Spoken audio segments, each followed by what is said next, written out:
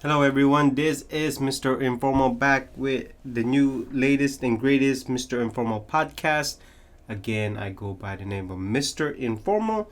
I hope you are doing well today. I hope you are being safe, and certainly I hope you are healthy. So, what do we have for podcast number 158? But first, please do not forget to add me on Instagram, MisterInformal, and then check out my website. Got some great stuff in there. That's mrinformal.com, MRINFORMAL.com. So, what are the four topics for this podcast 158? Well, eBay has announced that they're not going to be using PayPal anymore, which is pretty good. Number two, there are a lot more ads in streaming nowadays. It's absolutely ridiculous, even with their tier pricing. Number three, Etsy bought a new company. Certainly, they are expanding and want to get into a lot of digital content and also resell. Last but not least, McDonald's merchandise. Apparently, it's the hottest thing in being viral, hype, and a lot of resale value too. I can't believe I'm talking about McDonald's merchandise here. And in any case, those are the four topics for this Mr. Informal podcast 158. And so let's go ahead and start the podcast. So the article is from Hypebeast.com. eBay will no longer use PayPal's payment processor on its site. eBay and PayPal, almost 2 decades relationship, have come to an end. eBay has updated its terms of service on Monday to inform sellers that any collected funds will no longer be credited to their PayPal account and will instead be deposited into their bank account directly.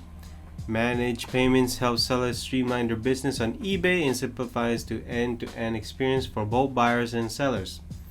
The company wrote in a fact regarding update. The update managed payments come attached with a new processing fee, which is 30 cents, plus a certain percentage of the total amount of sale. However, the company claims that the new value fees will normally remain lower than approximately 13% that eBay and PayPal were previously taking from each sale. There are several phases to the new payment program's rollout. Some users already have been told to switch to their PayPal credentials with their checking account information. Others have been receiving the request for change sometime later this year, eBay says. Wow. So 2 decades. I know that many people did not like PayPal because of their huge fee. I also know that people don't like eBay because of their huge fee. But eBay is just the biggest resale e-commerce platform there is in the world. You just can't beat it. I know that you got these cosign, resell, or even locals and even Craigslist, but nobody can beat eBay due to their protection and their worldwide connection. So, but in some ways, I'm okay with this. I just hope their fees are actually much more lower than before. Another problem that they may face is that security. How secure is this being connected to your bank when paying? Because all eBay needs to happen is basically them getting hacked. And then there goes your personal information, there goes your personal bank account, there goes your credit cards, there goes your debit cards, and there all goes your basically accounts that you used. So, but just in terms of PayPal, I think this is a huge blow for PayPal.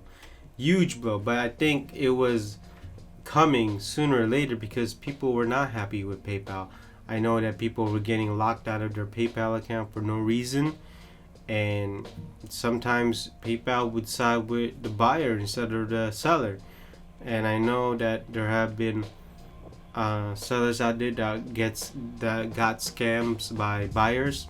Hopefully, I'm glad that hasn't happened to me. And so Obviously I don't want that to happen, but it's just one of those steps that I think eBay is so big that they don't need PayPal. Not only that, I think PayPal used to be part of eBay, but you all know what happens. They get separated exactly like it is today. Not only that, I know eBay is now established as a brand. They also have I'm sure they have a banking backing of the banking or financial backing. Not only that, hopefully, and again, I am hoping that they are actually um, making security as priority, because Target has been hacked, Walmart has been hacked, a lot of banks have been hacked. I mean, I can go on and on and on. PayPal has been hacked too, and so I still use PayPal. It's just much easier now when it comes to buying to eBay. Obviously, I'm probably gonna start using card because it's not gonna use PayPal anymore. But for the most part, if you are just a buyer, this is not gonna change much. But if you are a seller, I mean, that could be a plus or a minus to you. But from what I've been told and from what I've been hearing, it's a plus. On to the second topic, streaming ads. So you got your Netflix, Hulu, HBO, Amazon Prime, CBS, Peacock, Comcast, whatever. Certainly Disney Plus. All of these have certain price ranges, but apparently, let's not forget about YouTube Red. Every one of them have streaming ads, even to the lowest pricing. And these streaming ads are absolutely getting ridiculous. There was a time when Hulu only had maybe one or two ads, and then they just played the rest of your video. Same thing with Netflix. Netflix didn't have ads before, but now it's just ads for their lower tier price. HBO is now doing it too for their lower tiered price. They're adding ads. I mean, it's absolutely getting ridiculous. I mean, it's these streaming brands are no different from what I used to watch a long time ago, which was normal TV or cable. I mean, every 10 minutes or every 7 minutes, there seems to be an ad, commercial, advertisement, whatever you want to call them. But now these streaming ads are starting to look the same. I mean, when you added Disney Plus, add in Prime, add in Netflix, I mean, you're basically paying for what cable used to be. The advantage of cable is certainly live sports. I mean, but it's obviously getting ridiculous at the amount of ads that these companies are putting now. Sometimes they have 30 seconds ads, sometimes they have 1 minute ads, just one long minute ads, and YouTube is the worst of its kind. I mean, they have ads that are like 5 minutes. 5 minute ad. Is that even an ad, or is that even a content video? I mean, let's be honest here.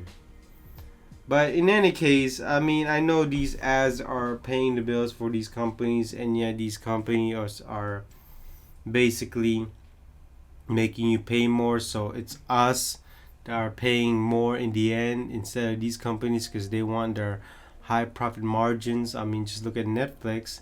I mean, they're making videos left and right. Certainly, they're becoming a studio, and they're becoming a movie maker, and so the viewers or the customers are basically paying for these. I mean, they're not. I mean, not including the other shows like comedy show that doesn't belong to them, or the other movies. I mean, when we think of Netflix, let's watch movies, let's watch shows.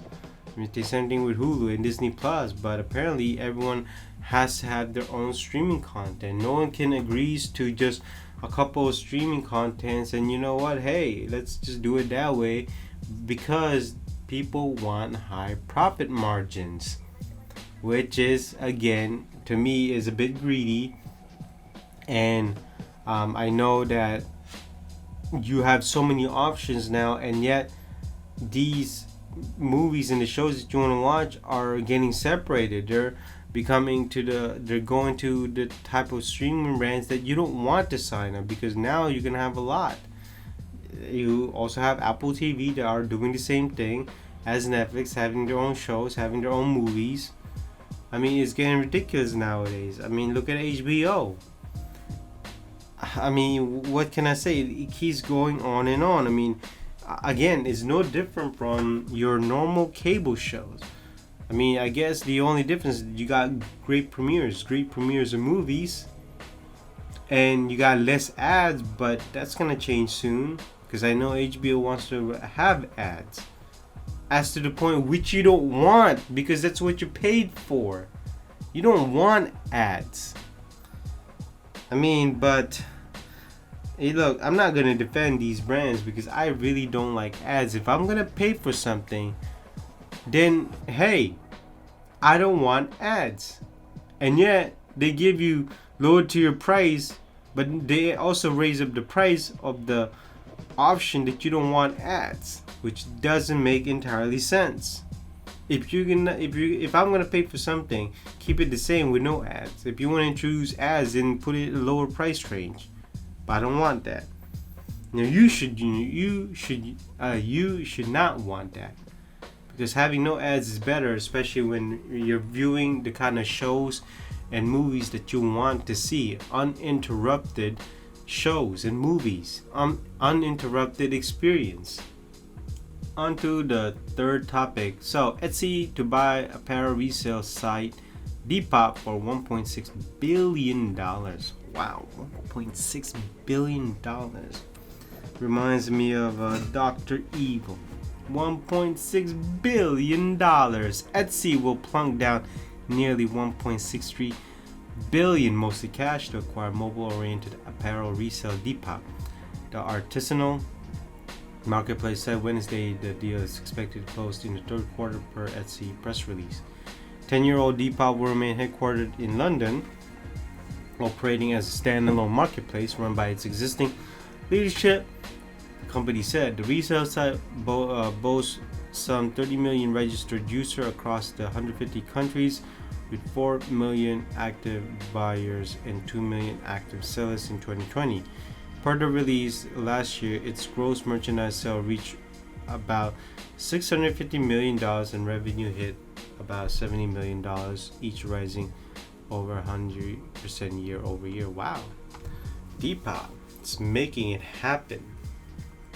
So, we'll now take an exciting leap forward as part of the Etsy family, benefiting from Josh and his team expertise and resources of a much larger company whose value are so aligned with ours here at Depop, Braga said in a statement. And so Etsy is basically mostly new products. I mean, they sell used items too, but it's not a site where it's a resale value or resale oriented website or marketplace. And so with Etsy, it's very artisanal, independent artists out there. It's a marketplace for them, but the fees are huge. But with Depop, it's basically a resale oriented marketplace, and so Etsy will be the new item merchandise, and then Depop will be for resale, which is, I can understand why Etsy bought the company. $1.6 billion. Wow, Depop must be selling a lot of merchandise, but certainly they have the user experience and user base to have it. Not only that, their profit margins were going up 100% year over year. So what surprises me the most is you expected a traditional retailer like Gap or Macy's to have made this purchase a long time ago. He said in an email, "You think the children of their CEOs ever mentioned Depop to them? I bet you they did. Every person I know under 30 has been using Depop for the last 4 years, including making a living off the platform for the entire pandemic. Shows you who got their ears to the ground in a very clear way." Well, that's what Etsy is saying.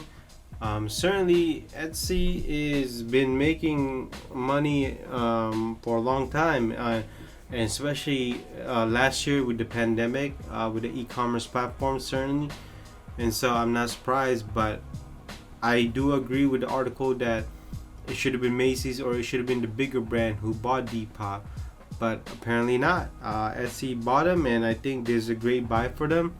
I just hope that they do let the Depop management run their own course, be independent from Etsy or Mother Etsy, I guess you can say, and just let them do their thing, because apparently they were managed well.